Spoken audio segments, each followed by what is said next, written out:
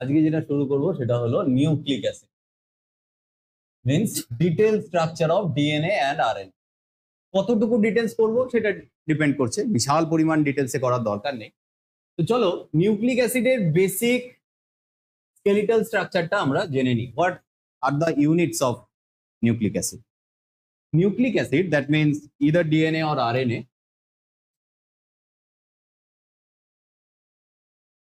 are made up of some units known as nucleotides. These are the building block of DNA or RNA. The basic difference of DNA and RNA, apparently DNA are double helical structure, double stranded structure. On the other hand, RNA are single stranded structure. But these are the not only differences between them. So let's discuss first what are the further components of the unit, structural unit of DNA, that is nucleotide. Let's discuss about its components. Nucleotides are made up of nitrogenous bases, bases like adenine, guanine, cytosine, thymine, and in case of RNA only, uracil is present instead of thymine. Okay, nitrogenous base is the first component of nucleotide. The second component is ribose. Yes, definitely it is ribose. In case of RNA, it is ribose. In case of DNA, it is deoxyribose. But remember, this will not be alpha ribose. Wherever it is present, it is beta ribose or beta deoxyribose. ছবি তো খুবই simple ছবি, জানতে না বলে হয়তো পারোনি। DNA রেসপেক্টে আঁকি, সো ডিঅক্সি আঁকতে হবে, বিটা আঁকবো,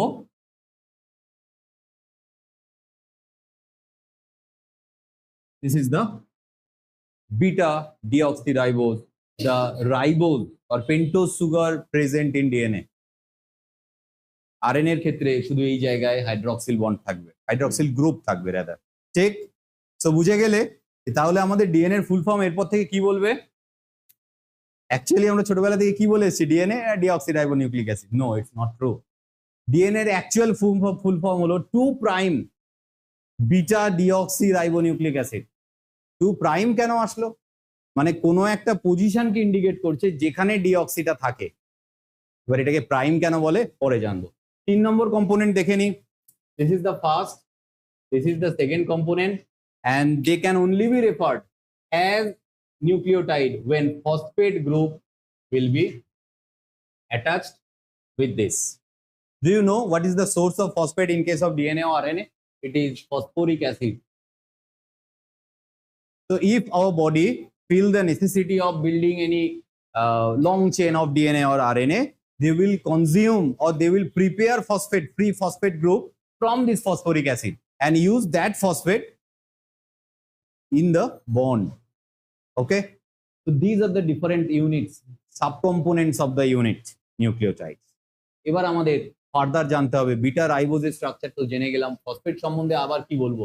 ফসফেটের ফর্মুলা তো এটা হবে, আমরা জানি, এর সম্বন্ধে বলার কিছু নেই টেকনিক্যালি, সে যখন ডিএনএ স্ট্রাকচার রাখবো দেখে নেব। তো আমাদের এই তিনটের মধ্যে কিচ্ছু জানি না এখনো অব্দি এদের সম্বন্ধে, isn't it? Nitrogenous bases are mainly of 2 types. Do you know what are the types of nitrogenous bases? It is purine and pyrimidine. These are the 2 type of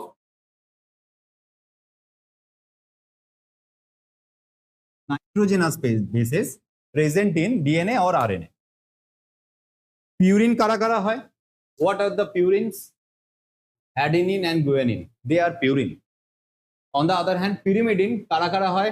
Pyrimidine holo cytosine, thymine and uracil. They are pyrimidine. চলো এটা basic structure রেখে এদের সম্বন্ধে রাফলি একটু idea gather করি about purine and pyrimidine. Purine না, এটা 9 molecular structure. এর যে নিক পয়েন্টস গুলো আছে 9খানা আছে, দেখিয়ে দিচ্ছি। দেখো আমি একটা বেসিক স্ট্রাকচার রাখছি, একটা স্কেলিটাল স্ট্রাকচার, কার না পিউরিনের। এটা একটা পিউরিনের বেসিক স্ট্রাকচার। যদিও কমপ্লিট নয়, একো না। আর এটা একটা পিরিমিডিনের বেসিক স্ট্রাকচার, সিম্পল একটা বেঞ্জিন রিং এর মতো। মনে রাখার উপায় কি জানো? যার স্পেলিংটা ছোট তার স্ট্রাকচারটা বড় হয়। পিউরিনে অ্যালফাবেট কটা আছে? ছোট বানান, এর স্ট্রাকচার বড়।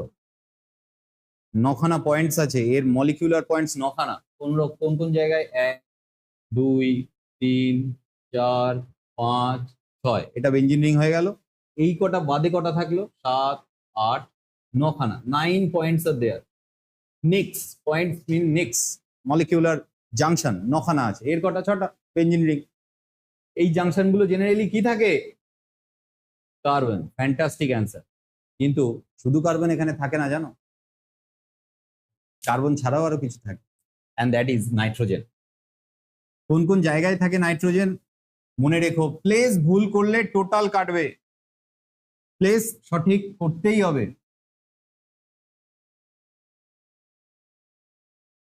কোন কোন জায়গায় নাইট্রোজেন থাকে আমি আগে এঁকে নিই, তারপর প্রত্যেকটার মতোই এদেরও নাম্বারিং পদ্ধতি আমি শিখিয়ে দেবো।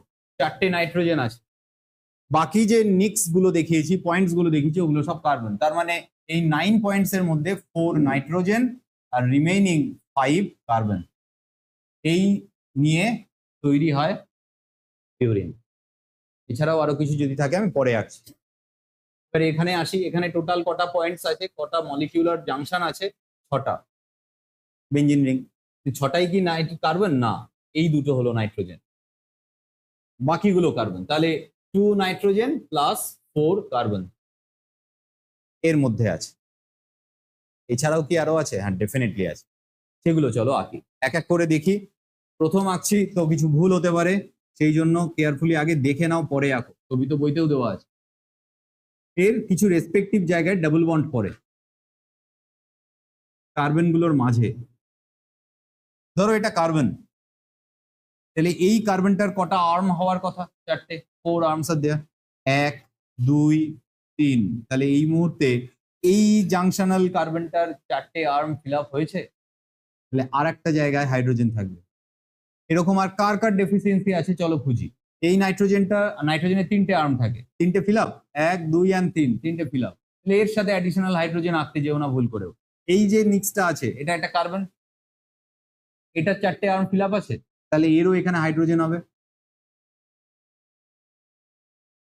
এই পয়েন্টটা কার্বন, এর কি 4টে আর্ম ফিল আপ আছে? এর 4টে আর্ম ফিল আপ আছে। এটা নাইট্রোজেনের 3টে আর্ম ফিল আপ আছে। তাহলে এদিকে সমস্যা নেই, এদিকে যাই। এখানে একটা ডাবল বন্ড থাকে, সেটা এই জায়গায় থাকে। তাহলে এই নাইট্রোজেনটা 3টে আর্ম ফিল আপ হয়ে গেল, এই কার্বনটা 4টে আর্ম ফিল আপ হয়ে গেল, হয়নি। তাহলে এখানে একটা হাইড্রোজেন হবে। এই নাইট্রোজেনটা কোনো আশেপাশে ডাবল বন্ড নেই, তাহলে এই নাইট্রোজেনে একটা ফাঁকা, যেহেতু আর্ম ফাঁকা আছে তাই হাইড্রোজেন হবে। এদের নাম্বারিং শিখি চলো। এদের নাম্বারিং না, অ্যান্টি ক্লকওয়াইজ করা হয়, keeping this nitrogen as number 1 2 3 4 5 and 6, thereafter 7 8 and 9। তাহলে পরীক্ষায় প্রশ্ন আসতে পারে, নিড লেভেলের কোশ্চেন, পিউরিনের কোন কোন পজিশনে নাইট্রোজেন থাকে? Your answer will be 1 3 7 and 9। এদের ক্ষেত্রে আমরা নাম্বারিং প্যাটার্নটা কিরকম করলাম না, অ্যান্টি ক্লকওয়াইজ। আমি এখানে একটা অ্যারো দিয়ে জাস্ট দেখিয়ে রাখলাম, এই অ্যারোটা তোমরা ভবিষ্যতে এঁকো না, এখন এঁকে রাখতে পারো। তাহলে কি এর নাম্বারিংও স্যার অ্যান্টি ক্লকওয়াইজ করা হয়? নো, এর নাম্বারিং করা হয় ক্লকওয়াইজ। 1 2 3 4 and 6। এদেরও ডাবল বন্ড থাকে। কোথায় থাকে ডাবল বন্ড দেখে নিই আমরা। অনেকটাই এই ছবির মধ্যে এর সাথে মিল পাবে, কিন্তু এর সাথে মিল পাবে, ভাবরিও না। এখানে থাকে, এই জায়গাটায় থাকে, আর এই জায়গাটায় থাকে। কিন্তু এখানে একটা বিশেষত্ব আছে, সমস্ত পিরামিডিন স্ট্রাকচারে এই জায়গায় একটা অক্সি গ্রুপ থাকে। এবার ভালো করে খেয়াল করে দেখো, সমস্ত পিরামিডিনে থাকে বলেছে স্যার, তার মানে সাইটোসিন থায়ামিন ইউরাসিল সবার ক্ষেত্রে এটা থাকে কমন। তাহলে তো স্যার এই কার্বনটার 5টা আর্ম হয়ে যাচ্ছে, 1 2 3 4 5টা। তাহলে কি হবে? অক্সি গ্রুপ খুলে ফেলি, না সেটা তো পারবো না, অক্সি গ্রুপ তো থাকে mandatory.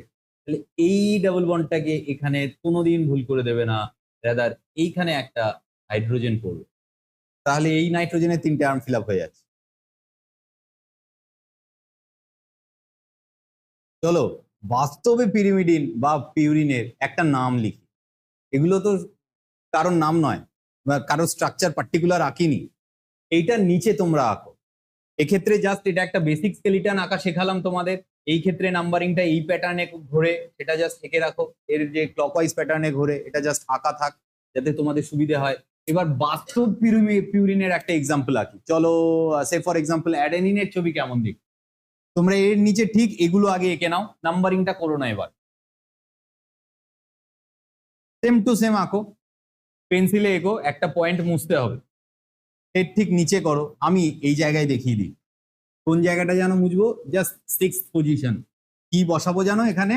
Amino group NH2, it's done, NH2, this is 6-amino purine, the chemical name of adenine, the nitrogenous base. That simple. একবার এই বেসিক স্কেলিটন যে আঁকা শিখে গেছে সে পর পর পর পর করতে থাকবে।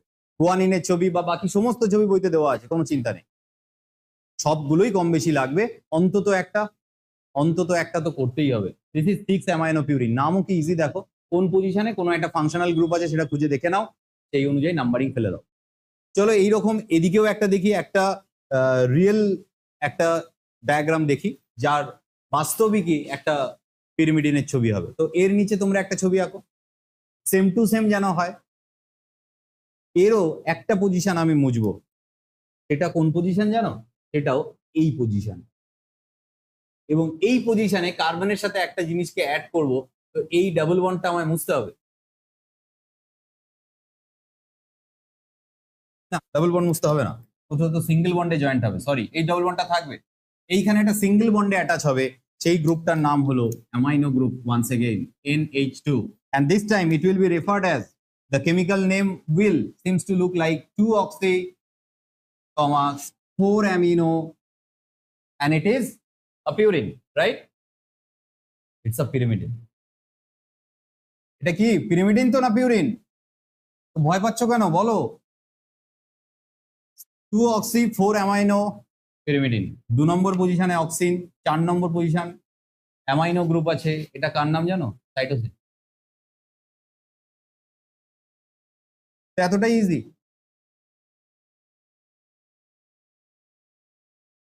এতটাই ইজি। এটা কিসের ছবি এঁকেছি? নাইট্রোজেনাস বেস, অ্যাটাচ হয় কার সাথে? রাইবোজ সুগারের সাথে।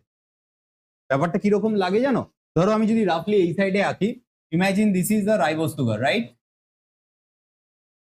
This is the ribose sugar. এবার এর সাথে না এই বন্ডের মাধ্যমে, এটা তো বিটা স্ট্রাকচার, তো উপরে জয়েন হবে, ধরো এখানে অ্যাডেনিন আছে, ইমাজিন করো, এটা আমি ডিটেলসে আঁকিনি, বা ওইখানে একটা রাইবোজ আঁকা আছে, ইয়েস। এর এই পজিশনটায়, এর সাথে অ্যাডেনিন অ্যাটাচ হয়। এবার আমার কথা হলো, অ্যাডেনিনের কোন কার্বন বা নাইট্রোজেনের সাথে এই বন্ডিংটা তৈরি হয়?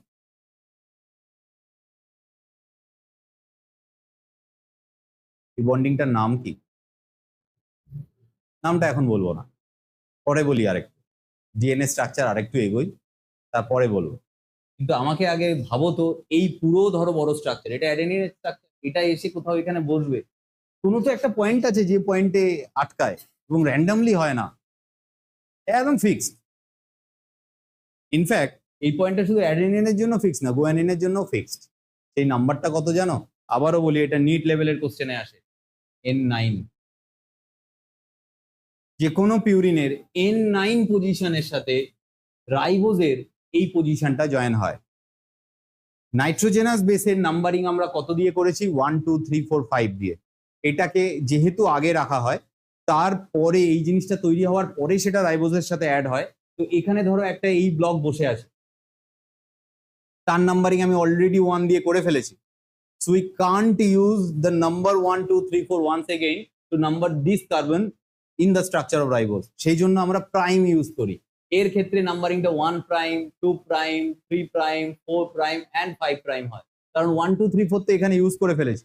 এই স্ট্রাকচারটা এখন এখানে বসে আছে, তার 9 নম্বর নাইট্রোজেনের সাথে এইটা অ্যাটাচ হয়।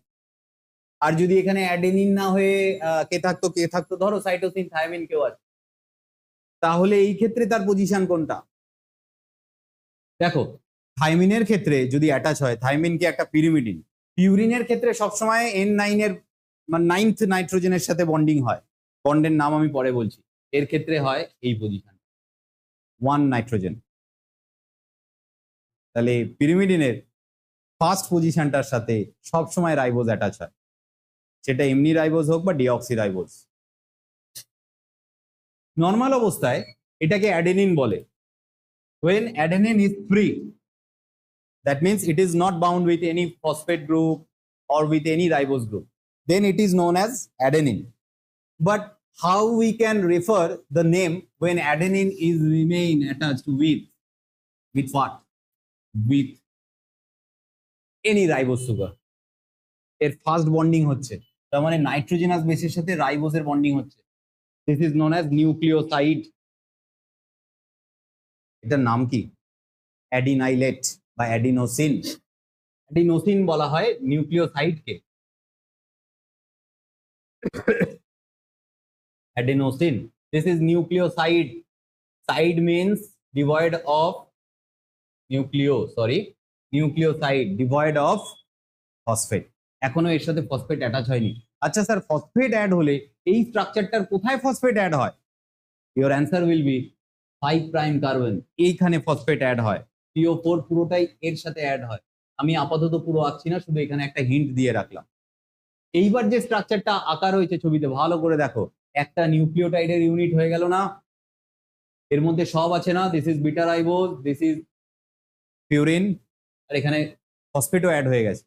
Now this particular subunit is ready to fuse with another subunit likewise and ready for synthesis of DNA or RNA. Here it will definitely produce DNA as it is devoid of oxy group. এই স্ট্রাকচারটা phosphate add হওয়ার পর কি হয়ে যায় জানো? এর নাম তখন অ্যাডিনাইলিক অ্যাসিড হয়, বা অ্যাডিনাইলেটও বলা হয় একে। এইটা নিউক্লিওটাইড। এরকম ভাবে দেখো বইয়ের পরের পেজেই একটা টেবিল করে দেওয়া আছে, যেখানে এই রকম নামগুলো পরপর দেওয়া আছে। অ্যাডেনোসিন, অ্যাডিনাইলেট বা অ্যাডিনাইলিক অ্যাসিড, গুয়ানিন, গুয়ানোসিন, গুয়ানাইলিক অ্যাসিড, এরকম একটা টেবিল করা আছে বইতে। দেখো একদম সাঁটিয়ে মুখস্থ করে ফেলবে, কনফার্ম এখান থেকে একটা কোশ্চেন পাবে। এবং এটা নিটেও আসে, এই জায়গাটা থেকে প্রচুর নিটে কোশ্চেন আসে। আমি তোমাদের কতটা ডিটেলসে পড়াচ্ছি ভাবো, এই জায়গাগুলো চাইলে আমি আরামসে স্কিপ করতে পারতাম, কিন্তু জেনে রাখাটা ভীষণ দরকার। কালকে পড়তে গিয়ে পড়ার মাঝে পেলে অ্যাডিনাইলিক acid, and you are imagining that adenylate acid is same as adenosine. No, you are wrong. Adenosine is this one. Structure of ribose associated with adenine only. And whenever you are reading any particular term like adenine structure টা শুধু এরকম, তার সাথে রাইবোজও নেই, ফসফেটও নেই। This is adenine. এইটা বাদ দিলে অ্যাডেনোসিন। এবার এই অবস্থায় যা দেখতে পাচ্ছ অ্যাডিনাইলেট বা অ্যাডিনাইলিক অ্যাসিড। স্ট্রাকচারের নাম কিভাবে চেঞ্জ হয়ে যাচ্ছে। একটা ইউনিট রেডি হলো, এরকম আরো একাধিক ইউনিট যদি আসে তখন গিয়ে স্ট্র্যান্ড তৈরি হয়। এবার চলো স্ট্র্যান্ড গুলো তৈরি হয় কিভাবে আরএনএ বা ডিএনএ সেটা শিখি।